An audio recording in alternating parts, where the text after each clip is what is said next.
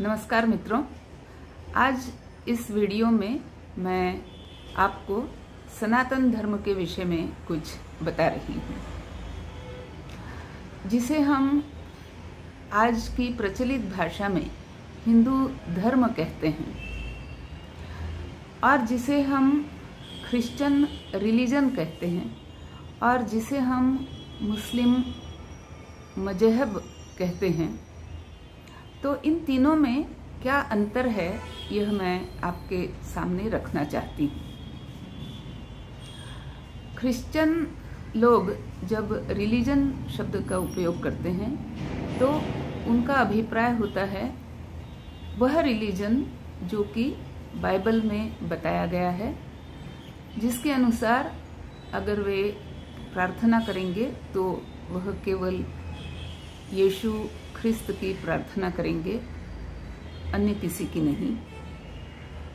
और इस्लाम में जो मजहब बताया गया है उसका अर्थ यह है कि वे सारे आदेश जो कुरान में दिए गए हैं और मोहम्मद पैगंबर के अलावा वे किसी और के प्रति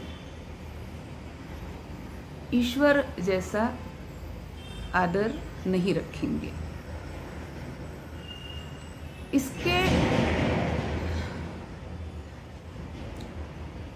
इन दोनों शब्दों से हम हिंदू धर्म की अगर तुलना करके देखते हैं तो हमें समझ में आएगा कि जिसे हम रिलीजन कहते हैं और जिसे हम धर्म कहते हैं, ये दोनों शब्द समान अर्थी नहीं है, जबकि रिलीजन और मजहब ये दो समान अर्थी शब्द हैं। तो हम पहले देखेंगे कि जिसे हम धर्म कहते हैं वह वास्तव में हिंदू संस्कृति या भारतीय संस्कृति का जो मूल है वहाँ से हमें इसकी समझ आती है। तो हमारे धर्मों में, हमारे ग्रंथों में धर्म को किस प्रकार व्याख्यायित किया गया है। दो व्याख्याएं सबसे अधिक प्रभावी कही गई हैं। एक जो महाभारत में वर्णित है और जो ये कहती है कि जिन नियमों के कारण प्रजा की धारणा होती हो, प्रजा को संभाला जा सके, प्रजा का अभ्युदय हो सके, वे नियम ही धर्म हैं। दूसरी जगह एक व्याख्या और है कि जो व्यक्ति के लिए मोक्ष दायी हो और समाज के लिए अभ्युदय की आश्वस्ति दे सके, ऐसे नियमों को धर्म कहेंगे।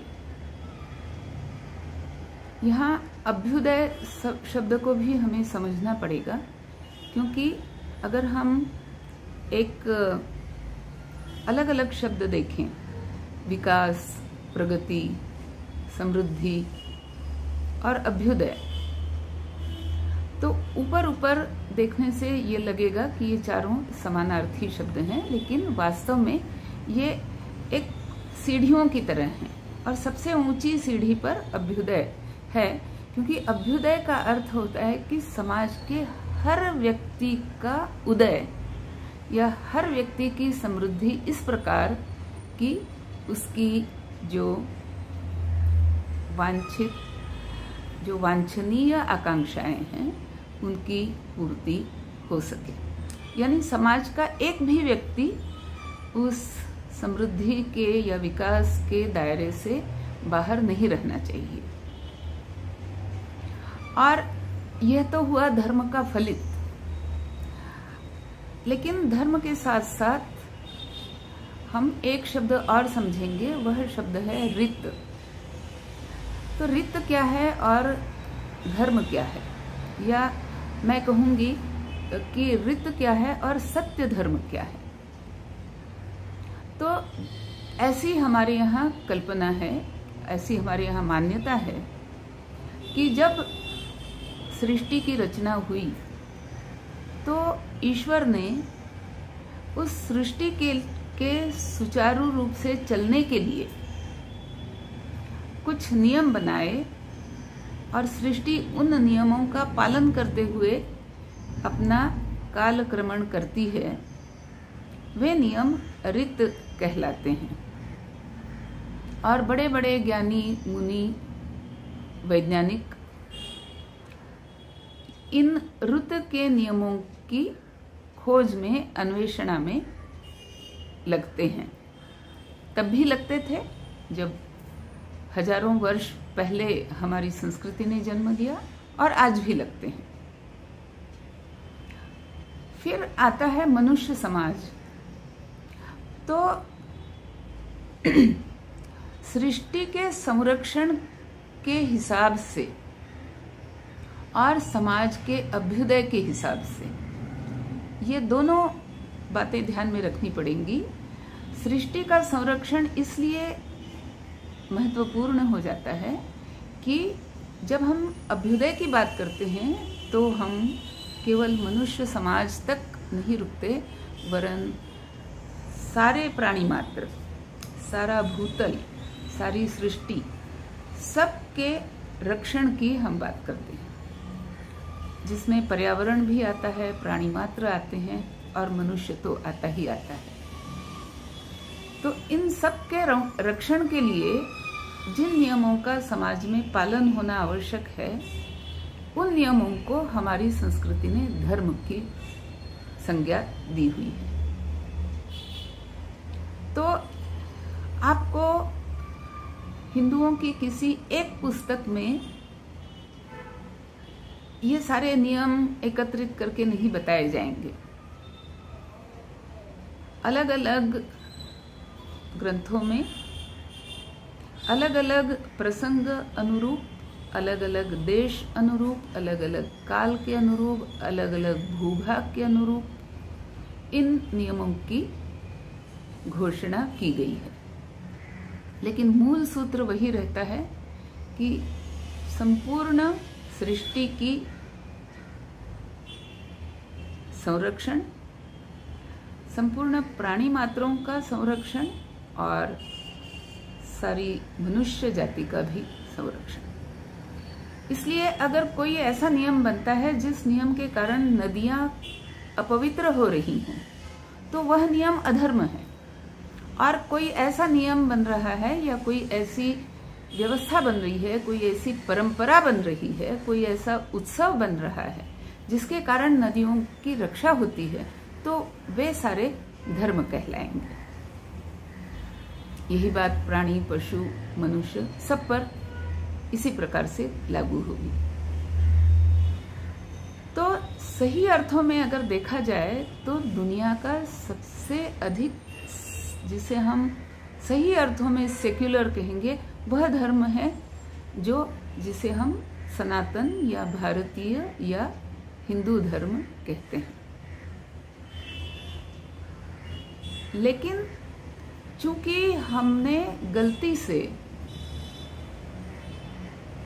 अपनी बात दूसरों को कहने के समय धर्म का ट्रांसलेशन रिलीजन स्वीकार कर लिया, जो कि ट्रांसलेशन अंग्रेजों ने अपनी सुविधा के अनुरूप किया था, तो हम धर्म की इतनी विशाल व्याख्या जो है वह हम दूसरों को नहीं समझा पाते, और फिर हम इसे बड़ा नैरो डाउन कर लेते हैं, इसके दायरे को हम बड़ा नैरो डाउन कर लेते हैं। बल्कि कोई अगर मुझसे पूछता है कि हाँ बताओ, क्या तुम्हारे गीता में कोई धर्म लिखा हुआ है, तो मैं हतप्रभ हो जाती हूँ। कोई पूछता है अच्छा इस उपनिषद में कोई धर्म लिखा हुआ है, मुझे उत्तर नहीं सूझता है। क्या इस वेद में कोई धर्म लिखा हुआ है, मैं निरुत्तर हो जाती हूँ। ये इसलिए होता है कि दो बातें, एक तो हमने अपने ग्रंथों को ठीक से पढ़ा नहीं, और दूसरा कि हम इन्हें एक पुस्तक में बंधा हुआ देखना चाहते हैं, जबकि ऐसी परिस्थिति नहीं है। और एक छोटी सी बात चलते चलते मैं ये कहूंगी, जिसे मैं अगले व्याख्यान में थोड़ा विस्तार से बताऊंगी, कि कई बार हम कंफ्यूज कर जाते हैं कि अगर हमें समृद्धि चाहिए, जिसमें कि आर्थिक समृद्धि भी समाविष्ट है, तो फिर हम देवता और दानव, देवता और दैत्य, देवता और असुर, इन्हें हम किस प्रकार परिभाषित करते हैं।